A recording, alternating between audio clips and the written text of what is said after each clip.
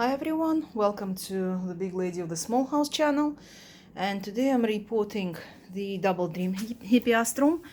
I've placed it in this pot. It's about 9-liter pot, and I placed it in, I think it was end of April, beginning of May, because that's when we had the lockdowns, and I bought it just at the end of the first lockdown. So you can imagine it's been in this pot for about 5 months. And look at these roots. Look at them. Look at that. 5 to 6 millimeters thick. And I had to repot it because it had all the roots sticking out. You can see them somewhere around here. Let me put it this way. Yeah, there were roots everywhere.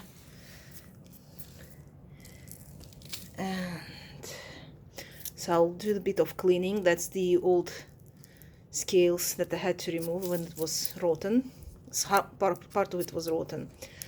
So I'll remove this scale and work with the fungicide, and I'll place it into one of these 11-liter pots. 11, 13, I'm not really sure. Some sides show 11 liters, the others show 13. But anyway, I've got the whole set in these pots. As you can see, they're growing fine. This one is ready. I'll clean it and treat it as well. As you can see, lots of fun here going on. We're going to winter, and I'm changing everything here, rearranging. Plus I've got 4 more. I have to pot them today. Anyway, I'll do the work. Stay tuned. Bye.